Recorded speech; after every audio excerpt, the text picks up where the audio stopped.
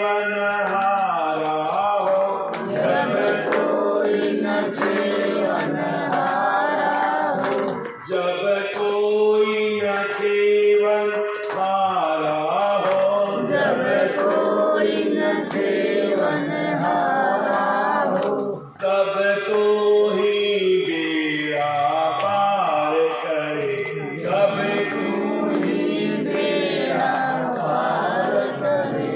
जय कृष्ण हरे श्री कृष्ण हरे, जय कृष्ण हरे श्री कृष्ण हरे, दुखियों के दुख को दूर करे, दुखियों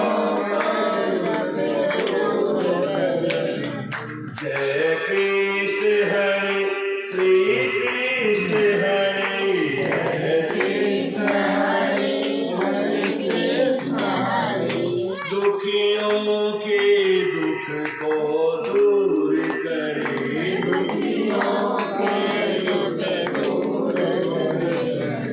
तो चाहे तो सब कुछ कर दे, तू चाहे तू चाहे तू सब कुछ कर दे,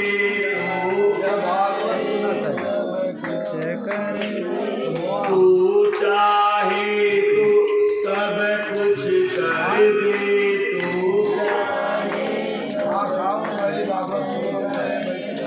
विष को भी तू अमृत कर दे, विष को भी तू अमृत पूरन कर दे, सबकी आशा पूरन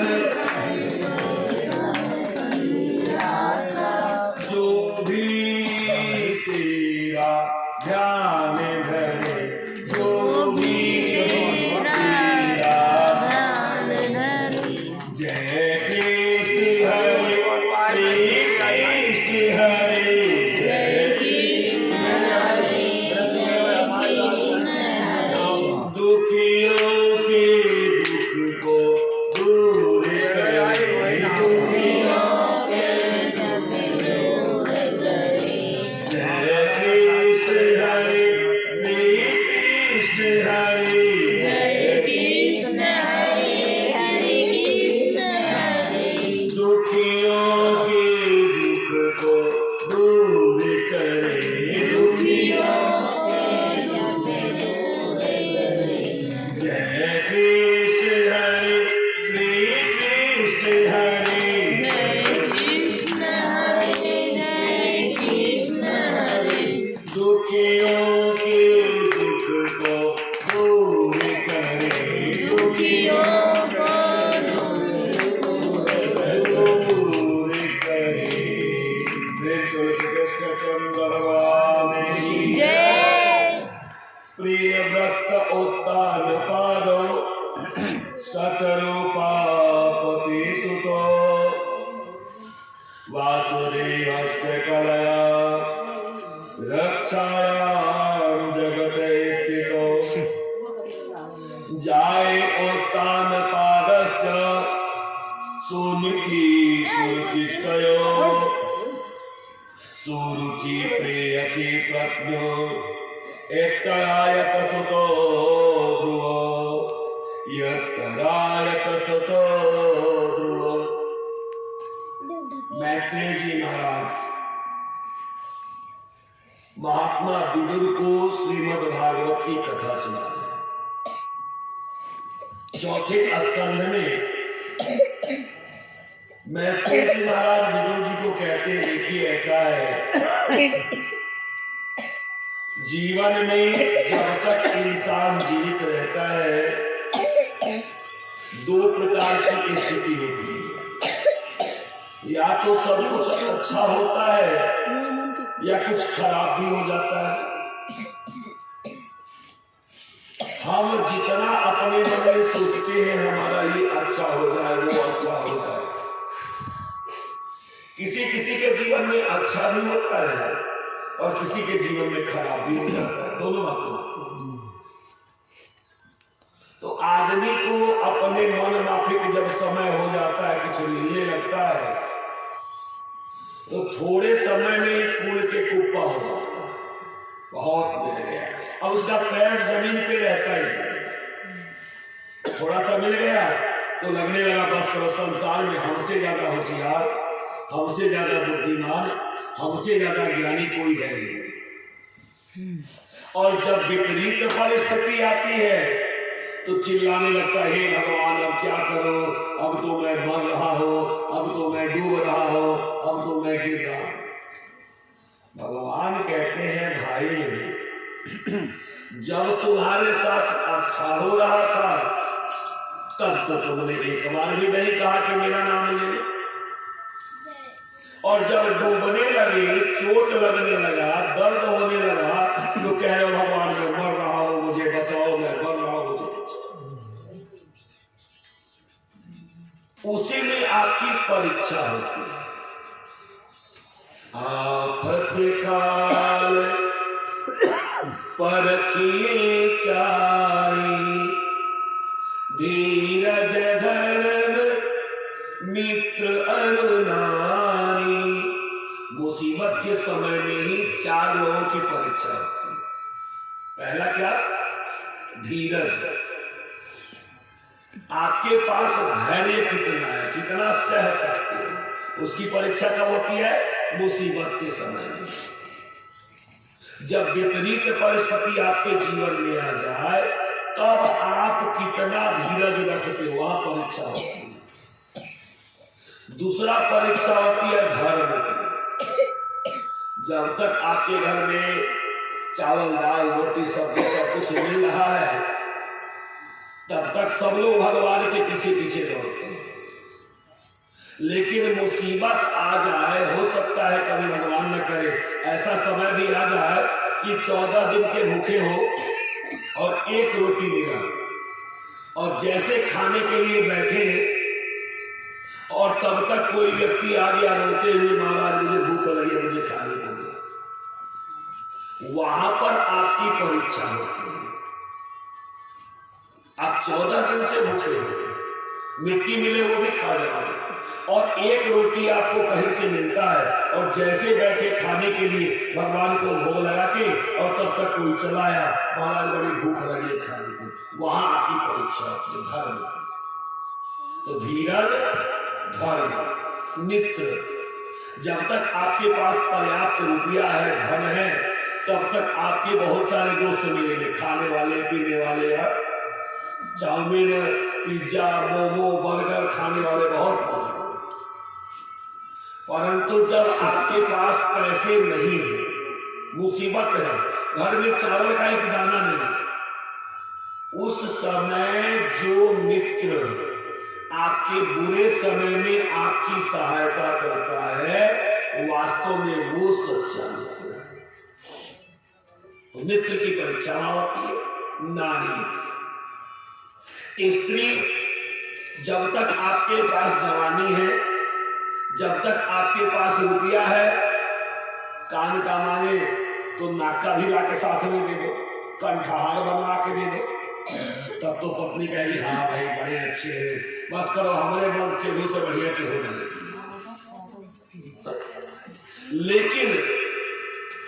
लेकिन भगवान न करे आपकी नौकरी छूट जाए, आपने जो पैसा जमा किया हुआ है वो खर्च हो जाए, और तब पत्नी आपकी कितना साथ देती है वह महत्वपूर्ण है। तो मुसीबत के समय में चारों की परीक्षा करनी चाहिए कि मेरी पत्नी केवल साड़ी पहनने के लिए ही मेरे साथ रहेगी, बढ़िया बढ़िया गहना पहनने के लिए, बढ़िया बढ़िया खाने के लिए ही मेरे साथ है, कि मैं मुसीबत में हूं तभी मेरे साथ देती है। तो कई बार जिसके जीवन में धर्म है, भक्ति है, अगर जीवन में मुसीबत वाला समय रहेगा तो भी वह भक्ति को छोड़ेगा। और अगर आपका लगन सच्चा है तो कई बार जिसको आप शत्रु समझते हैं वही आपकी सहायता कर देगा। पहली बात, भगवान की भक्ति जो करते हैं उनका कोई शत्रु नहीं होता। याद रखिएगा, अगर आपके अंदर भक्ति है तो आपका कोई शत्रु नहीं हो सकता, और अगर आपका दुश्मन है, आपका शत्रु है, तो फिर आपकी भक्ति पूरी नहीं। कहीं ना कहीं आपकी भक्ति जो है वह अधूरी है। हमारे मन में, हमारे शरीर में दो मन है, सबके पास दो मन है। एक मन कहता है कि धर्म के अनुसार काम करना चाहिए, और एक मन है जो कहता नहीं, हमारे अपने मन के अनुसार काम करना चाहिए। क्या कहते हैं? मन के कहे जो चलते हैं सदा नरक में जाते। मन हमारा जो था बड़ा बावला होता है, आपको सही रास्ते पे कभी लेके नहीं जाएगा। मन जो है ना चंचल होता है, बड़ा घुमाता है। इसीलिए भगवान से कहते हैं, ये मन बड़ा चंचल है, कैसे तेरा भजन करूं। मन मेरा घायल है, कैसे तेरा भजन करूं। तेरी कृपा से कान्हा ये भूल सुधर जाए। तो जब तक भगवान की कृपा नहीं होगी तब तक आप अपने मन को बस में नहीं कर पाओगे, और जिसने मन को बस में कर लिया उसका जय जय। कैसे देखिए, कहते हैं सबसे पहले हमारे आपके जो पूर्वज हैं, जहां से मनुष्य की उत्पत्ति हुई, हुए इक्ष्वाकु मनु। क्या नाम था? इक्ष्वाकु मनु। एक बार ब्रह्मा जी बैठे हुए थे, एक बार जोर से उनको छींक आई, अच्छी, तो जैसे छींका एक पुरुष प्रकट हो गया, उनका नाम पड़ा इक्ष्वाकु मनु। तो उन्होंने, ब्रह्मा जी ने अपने शरीर से एक स्त्री को प्रकट किया जिनका नाम था शतरूपा। मनु और शतरूपा।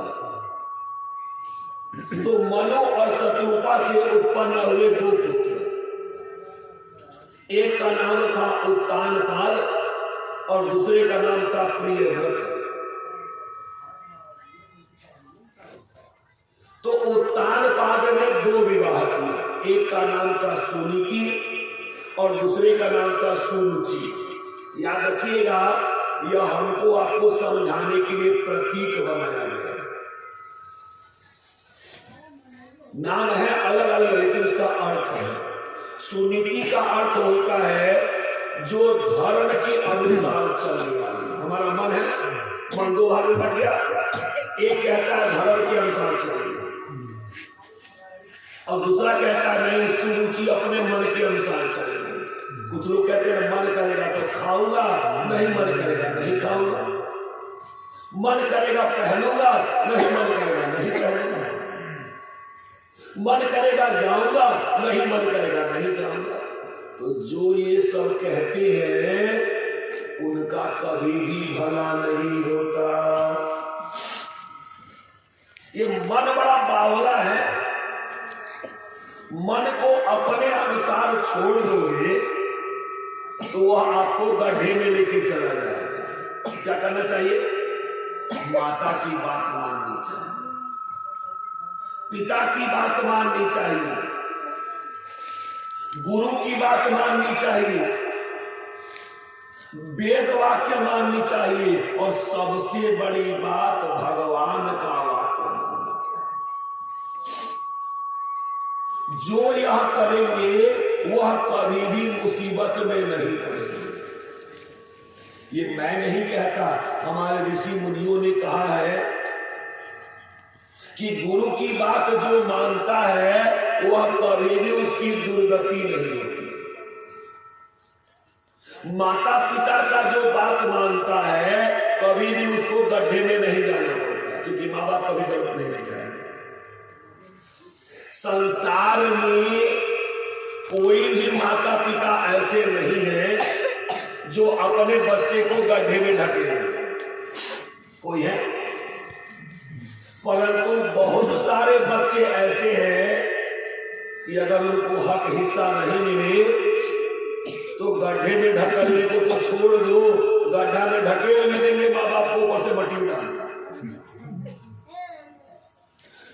अच्छा, जो हिस्सा आप माँ बाप से लोग छीन के उससे आपको सुख मिलेगा? नहीं मिलेगा। अगर आपने खुद कमाया है, आपके जान में ताकत है, आपके पास पौरुष है, तो आप अपने मेहनत से कमाओ, अपने भी खाओ, माँ बाप को खिलाओ, उसमें बहादुरी है। लेकिन जो ये कहता है कि नहीं भैया हम सुरुचि के साथ रहेंगे, तो मन में 2 पत्नी है, सबके 2 पत्नी है। अब आप कहोगे अच्छा मान लीजिए गुरुजी मर्द लोगों की 2 पत्नी हो तो समझ में बात आता है, स्त्रियों की भी 2 पत्नी है। हाँ, आपके भी 2 पत्नी है। आश्चर्य हो रहा है 2 पत्नी, दोनों मन में बैठी है। एक तरफ सुनीति है, दूसरी तरफ सुरुचि है। एक मन कहता है धर्म के अनुसार चलूंगी, धर्म जो कहता है वह करूंगी, और दूसरा मन कहता है नहीं नहीं नहीं, जाने दो, धर्म को छोड़ो, धर्म का कौन ध्यान देता है, जो मन करेगा वही करो। क्या क्या होता है देखिए। तो उत्तान पाद कहते हैं जीव को। उत्तान माने जो उल्टा, पाद माने पैदा हुआ, जो उल्टा पैदा होते हैं उनका नाम क्या है? उत्तान पाद। हम आप जितने लोग बैठे हैं सब उल्टे पैदा हुए, लेकिन दुनिया ऐसी बावली है, क्या कहते हैं कि लड़का सीधे आया है, और अगर किसी का पैर पहले बाहर आया तो क्या कहते हैं? उल्टा पैदा हुआ। नहीं कहते हैं? जो सीधा है उसको उल्टा कहा जाता है, और जो उल्टा है उसको सीधा कहा जाता है। ये दुनिया की रीत है। तो हम सब उत्तान पाद हैं। यह कथा किसी राजा की नहीं है, यह कथा आपकी है, यह कथा आपकी है। इस कथा में आप लोग हो। अब खोजना चाहो तो आंख खोल के खोज लो कहां पे आप हो। नहीं मिलेगा तो कथा के बाद पूछ लेना गुरुजी हम कहां पे हैं, मैं आपको बता दूंगा। तो इस प्रकार से उत्तान पाद की 2 रानियां, एक का नाम सुनीति और दूसरे का नाम सुरुचि। सुनीति बड़े सीधे साधे ढंग से रहती है, जो धर्म पर चलती है ना, वह अपने शरीर को सजाने संवारने में नहीं लगाएगी। जो धर्मवान पत्नी है, एक का नाम होता है धर्म पत्नी और एक का नाम होता है पत्नी। पत्नी वह है जिसको खाली खाने से, पहनने से, ओढ़ने से मतलब है, और जो धर्म पत्नी है वह आपके सुख में भी रहेगी, दुख में भी रहेगी।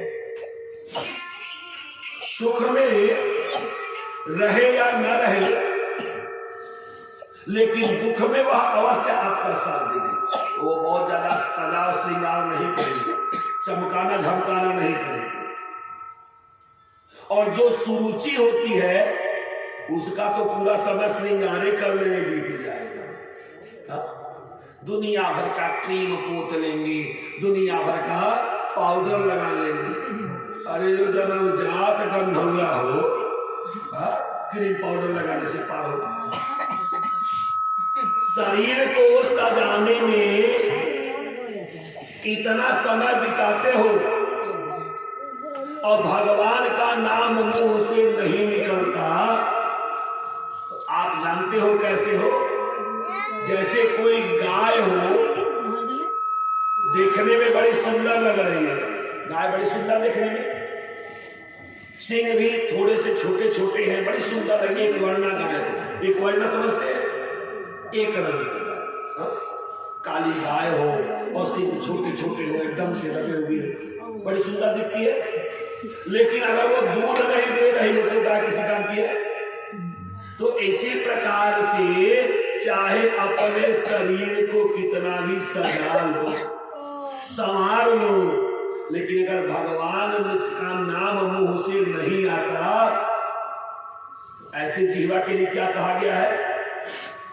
जर जाए जिह्वा पापनी राम के बिना, जर जाए जिह्वा पापनी राम के बिना, राम के बिना घनश्याम के बिना, जर जाए जीवा पापनी राम के बिना। कैसे? यह देहिया के मल मल धोए, चोआ चंदन लगाए, रोज साबुन लगाते हैं, शैम्पू लगाते हैं, तेल लगाते हैं। हमारे शिष्य लोग बेचारे पहुंचते हैं, जिसको जहां मौका मिला लिया तेल ऊपर डाल दिया। अच्छा एक बात है, आपके यहाँ से अगर हम दूसरी जगह कहीं जा रहे हैं तो बताने की जरूरत नहीं कौन से चेला के यहाँ से आ रहे हैं, देख के ही समझ में आया। अच्छा बाबा का लाइसेंस है ना, तेल गिर रहा है, ऐसा मतलब गुप्ता जी के पैसे। जिसको मौका मिलता लिया धीरे से। अच्छा एक बात है, कम थोड़ा बहुत नहीं डालते हैं, इतना डाल देते हैं कि बाबा नहायू। भले सवेरे बाबा को शैम्पू लगाना हो कि नहीं लगाना हो, साबुन लगाना हो कि नहीं लगाना हो, ठीक है। तो ये देहिया के मल मल धोए, चोआ चंदन लगाई, अपने दे यसु नहीं लगा ऐसा आवत है, नहीं लगा मानुष देख घिनाए। देखा, ये वास्तव में हंसने का विषय नहीं है, विचार करने का विषय है। आपको कहा जा रहा है, आपसे पूछा जाए भाई आपकी उम्र कितनी है, आप क्या बताओगे कितनी उम्र है आपकी? 45। आपकी उम्र कितनी है? अरे बाबा हमारी उम्र तो वैसे 70 72 हो गई, लेकिन जाना करना है। मान लीजिए 70 72 छोड़िए, आपकी उम्र कितनी है? बोलिए, कुछ बोलिए। 60 50 साल? 78। अब ध्यान से सुनना, वास्तव में एक कथा ही है, कथा से बाहर कुछ नहीं है। इन्होंने बताया 45, इन्होंने बताया 70 या 72, उन्होंने बताया 78। अब जरा विचार करो और सोचो, जब हंसी आवे तो सोच लेना, क्या वास्तव में आपकी उम्र है? नहीं, परमात्मा ने जितना उम्र आपको दिया था उसमें से 78 वर्ष खर्च कर दिए, वो तो खत्म हो गई। 70 वर्ष खर्च कर दिए, 45 वर्ष खर्च कर दिए। अब सोचो, ये जो आपने उम्र खर्च किया है, सत्कर्म किया कि दुष्कर्म किया कि अकर्म किया? अगर खाली बाल बच्चों को पोसने पालने में ही लगा दिया तो खाली अकर्म किया। अगर कथा भागवत सुनी, सत्संग करी, जिह्वा पे भगवान का नाम आया तो भी आपने सत्कर्म किया। और दुनिया भर के व्यसन में ददा के चाप के खा लिए, कमी रहा तो थोड़ा गुटखा फाड़ के डाल लिए, उससे भी कमी रहा तो जिसका नाम लेना जरूरी नहीं समझता हो। हाँ, सूरज अस्त में पानी मस्त, ठीक है। अब आपने अपने समय को किसमें गंवाया? आप विचार करो।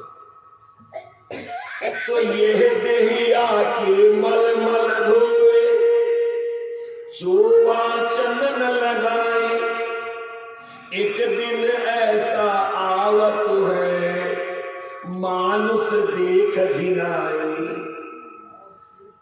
कितना सुंदर मेरी पत्नी आओ, जब तक देखो नहीं ना मन शांत नहीं। क्या है? पत्नी के बाल बड़े सुंदर है, लंबे लंबे। अच्छा, उसमें से एक बाल अगर भोजन में गिर जाए तो भोजन अच्छा लगेगा? तो कौन सी सुंदरता बाल में है? बाल में सुंदरता नहीं। किसमें सुंदरता? चेहरे में। कोई बात नहीं। तो जिससे आप इतना प्रेम करते हो, जब हंसा निकल जाता है तो उसके पास 10 मिनट बैठ नहीं सकते हो आप। बहुत ज्यादा प्रेम करते हो ना अपने पति से, अपने पत्नी से, अपने बहन से, अपने भाई से, और हंसा निकल जाए, रात को कोई कह दे कि भाई मुर्दा पड़ा हुआ है, जरा वहां रात भर अकेले बैठ के दिखाओ, प्रेम पता चल जाएगा। एक दिन ऐसा आवत है मानुष देख घिनाई, मुक्ति ना मिलेगी, भक्ति ना मिलेगी, श्री राम के बिना जल जाए जीवा पापनी, राम के बिना जल जाए जीवा पापनी, श्याम के बिना।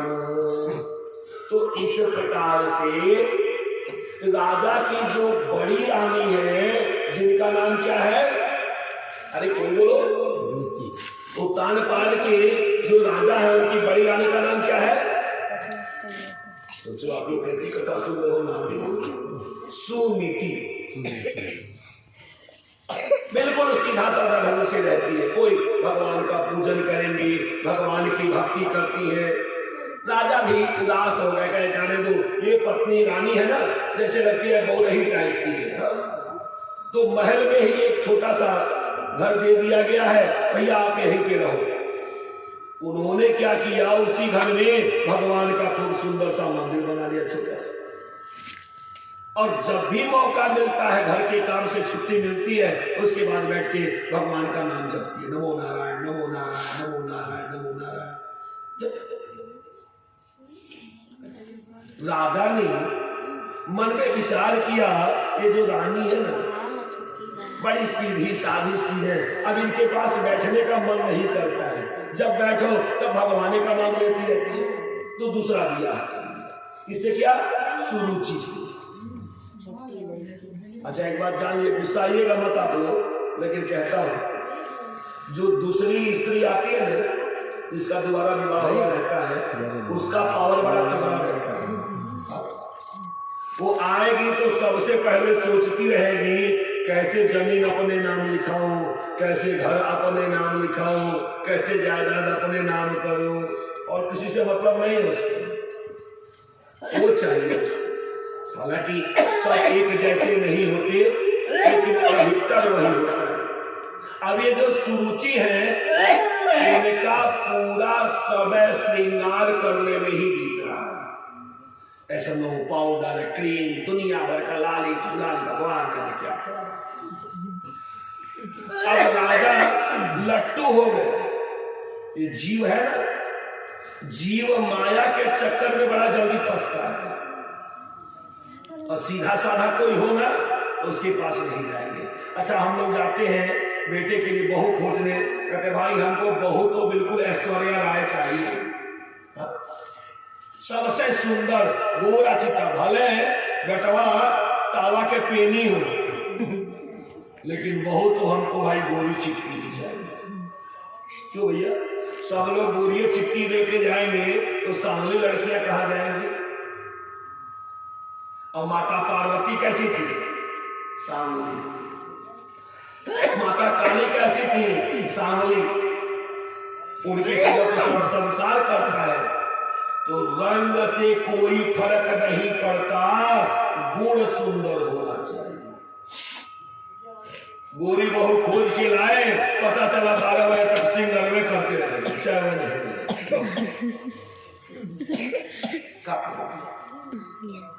अगर कोई गोरी है और उसमें गुण भी है, तब तो सुनने पे सुहागा, बड़ी अच्छी बात है। लेकिन अगर कोई सांवली है और अगर वह गुणवान है, तो उसको बिना देखे, बिना सोचे समझे अपनाना चाहिए। ये मत कहने लगना कि भाई लड़की जो है थोड़ी सांवली है, थोड़ी काली है, तो हम उससे विवाह नहीं करेंगे। जिस भगवान की कथा सुन रहे हो, भगवान कैसे है? सावन। गोरी जो होते तुम जाने क्या करते मोहन, तेरे काले रंग पर ही दुनिया रिझ जाती है।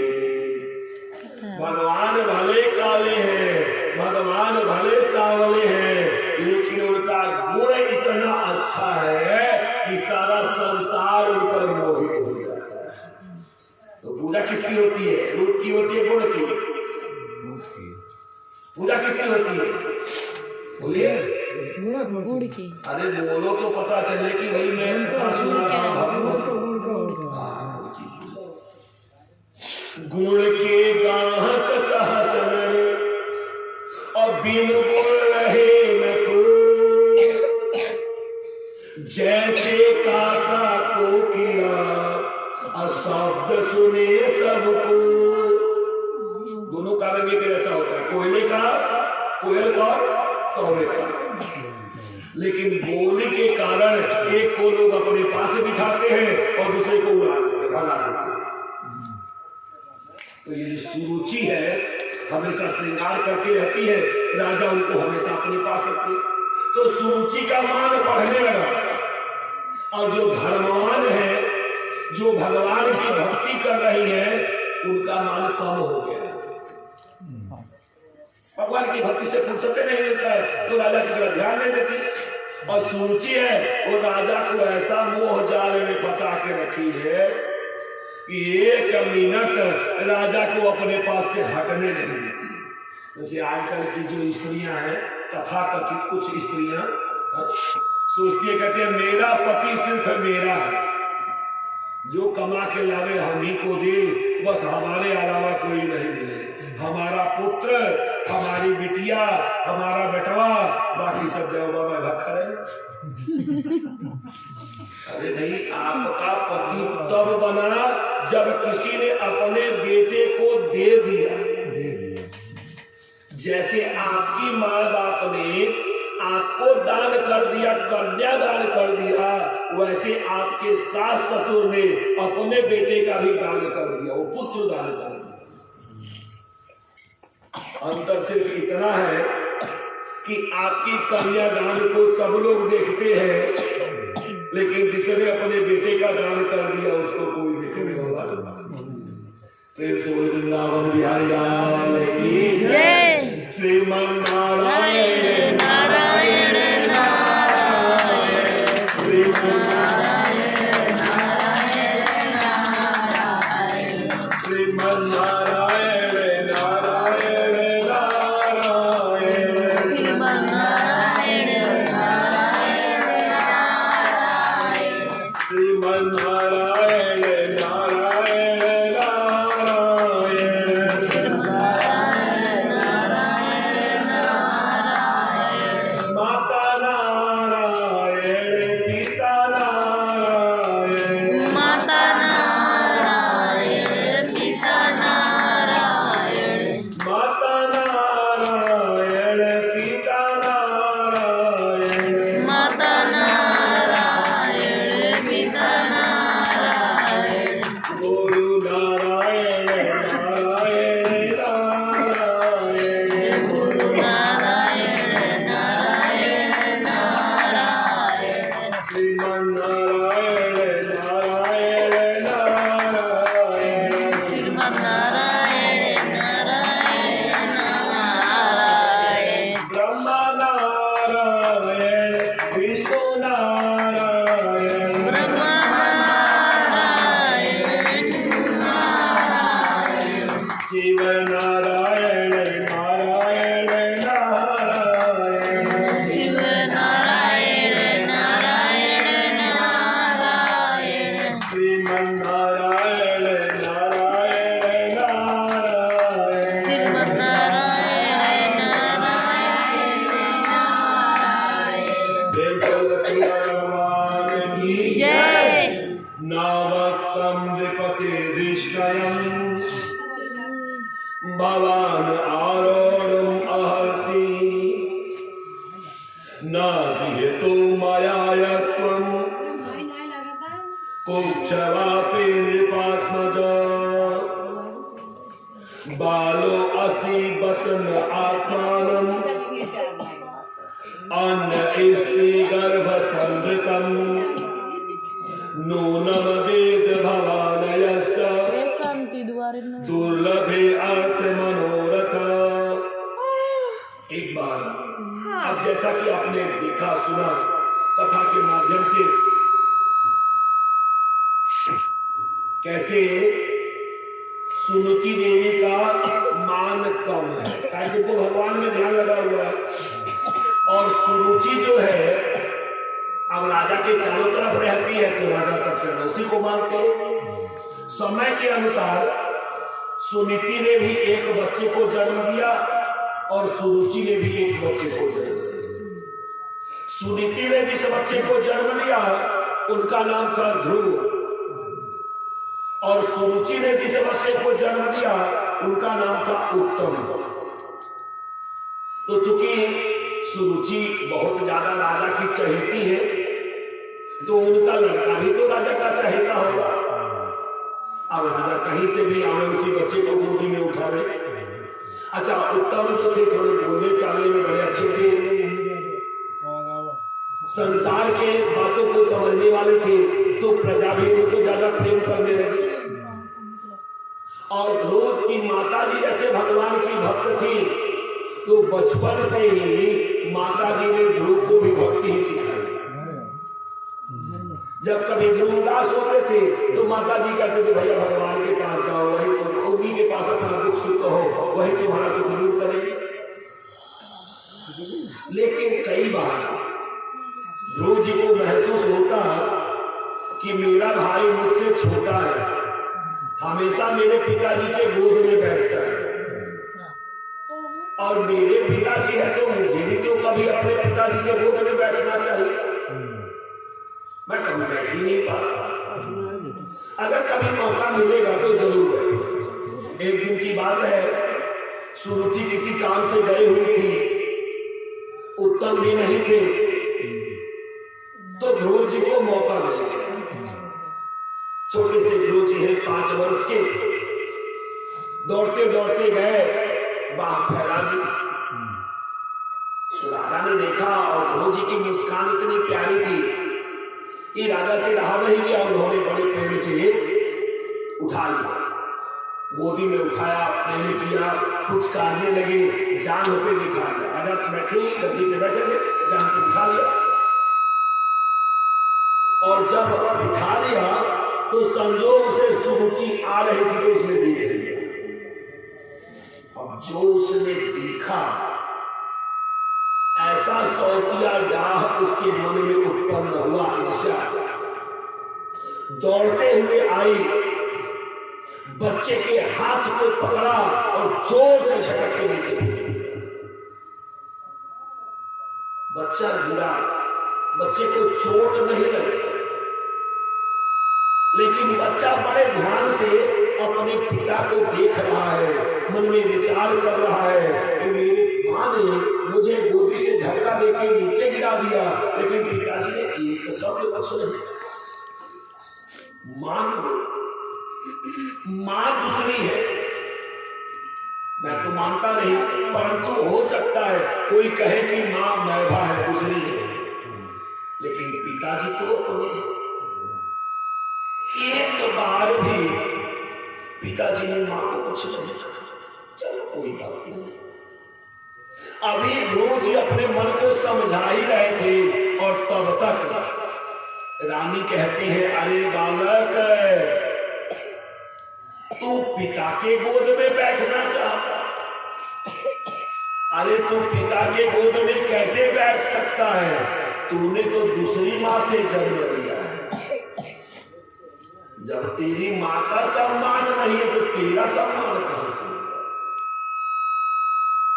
अगर वास्तव में अपने पिता के गोद में बैठना चाहता है तो जा और जाकर भगवान की आराधना कर, अपने शरीर का त्याग कर।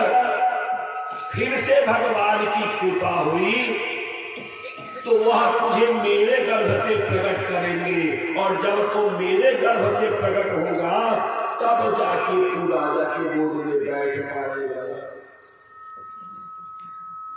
ध्रुव जी को मां की बात इतनी जोर से लगी, चोट नहीं लगा, मन पे चोट लगी। ध्रुव जी रोने लगे, रोते रोते मां के पास गए। मां के पास गए और जाने के बाद मां से कहा, मां मेरी बीमाता ने ऐसे कहा है, मेरे पिताजी के गोद से धक्का देके नीचे गिरा दिया। मां क्या मैं तलवा भागा? क्या मेरे भाग्य में पिताजी का गोद नहीं लिखा हुआ? जैसे पिताजी के पुत्र मेरा भाई है, वैसे मैं भी तो हूं। क्या मेरे भाग्य में मेरे पिताजी का गोद नहीं लिखा हुआ? मेरी मां कह रही है कि अगर भगवान की पूजा करोगे, आराधना करोगे, तो वह तुझे मेरे गर्भ से प्रकट करेंगे, तब जाके बैठ पाएगा। आजकल की माताएं होती, हो सकता है झगड़ा करने लगती, अगर छोटी हो करने लगती, हो सकता है कुछ उल्टा सीधा कहती, लेकिन धन्य है मां। मां ने कहा, मेरे बच्चे, आपकी माता ने जो बात कही है वह सत्य है। देखो,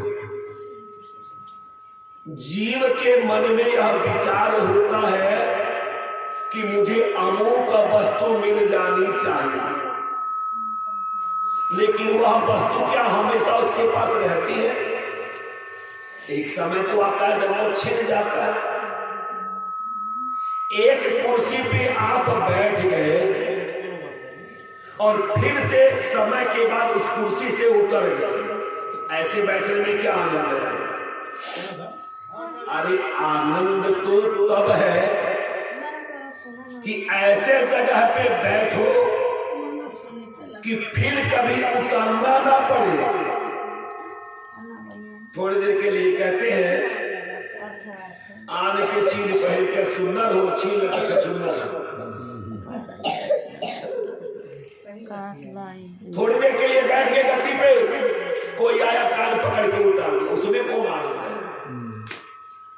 अगर वास्तव में तू चाहता है कि गोदी से कोई तुझे उतारे नहीं, तो तू भगवान की गोद में जाए, क्योंकि जो भगवान की गोद में एक बार बैठ गया, वहां से कोई उतार नहीं सकता है। अरे सामान्य इंसान के साथ रहोगे तो मान भी होगा, अपमान भी होगा, परंतु एक बार भगवान के गोदी में चले गए, वहां से फिर तुमको कोई नहीं उतार सकता। भगवान की गोदी में ध्रुव जी के मन में बात लग, कैसे जाओ, क्या करो? कहा भगवान की गोदी में जाओ। कहा मां भगवान की गोदी मिलेगी कहां पे? क्या राजमहल में कहीं पे मिल सकती है? मां ने कहा नहीं मेरे बच्चे, जब तक तुम्हारे मन में राजमहल का सुख रहेगा तब तक तुम्हें भगवान की गोद प्राप्त नहीं।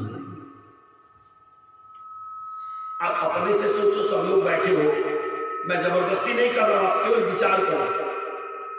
कुछ लोग ऐसे हैं जो सोच रहे हैं काहे के लिए कौन कथा सुनने के लिए जाए, जाओ जब तक कथा सुनूंगा वो सो लूंगा। तो जो खाट पे अगर कोई बैठे सोए हुए हैं, जाग रहे हैं, कान में आ गया, किसी के मन में प्रेरणा हुई, चलो कथा सुन रहे, सोना तो रोज है नहीं, कौन रुकोगा? सोना तो रोज है, चलो कथा सुन के चले आते हैं। तो जिसने थोड़ा सा कष्ट उठाया, जिसने नींद के सुख को छोड़ा, वो जरूर कुछ न कुछ लेके आएगा। और जिसने यह सोचा कि 1.5 सेर खा लो और फैल के सो जाओ, सोना तो ही है नहीं।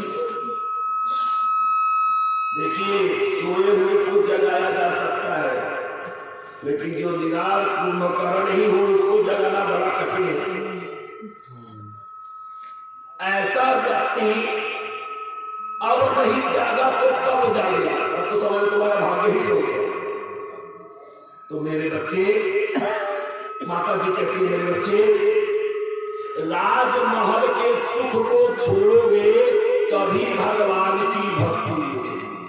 आप लोग जो इतना कष्ट सह रहे हो, इंसान कोई देखे चाहे न देखे, लेकिन भगवान देख रहे हैं। और अगर सच्चे मन से आप कथा सुन रहे हो, जैसा मुझे विश्वास है, तो विश्वास करो आपकी मुक्ति एकदम पक्की है, भगवान देख रहे हैं। और जो ये सोच रहा हो कि भैया ऐसा है, कब जल्दी से कथा पूरी होगी, बंद होगी, बाबा सोने जाएंगे, हमको कुछ नहीं मिलेगी, भाई वो तो लगता ही है। अब वह आपके ऊपर मिलेगा। मैंने समझा दिया, समझा कि सो गई। वो सोचने लगे क्या करूं? अगर माँ से कहता हूं कि मैं राजमहल छोड़ के जा रहा हूं, माँ रोने लगेंगे, नहीं जाने देंगे। तो जो माँ सो गई तो माँ के पैर छीने कहा, माता जी क्षमा करना, मैं जानता हूं कि अगर आपको बता के मैं राजमहल छोड़ूंगा तो आप वहीं जाने देंगे। सोचेंगे छोटा बच्चा है, पता नहीं कहां गुम हो जाएगा, तो मैं जा रहा हूं, लेकिन आपके वचन का पालन करने ही जा रहा हूं। 5 वर्ष का छोटा सा बच्चा राजमहल को छोड़ दिया, राजमहल के सुख को छोड़ दिया, नंगे पांव, कुछ नहीं है। वोल्टेज बड़ा वोल्टेज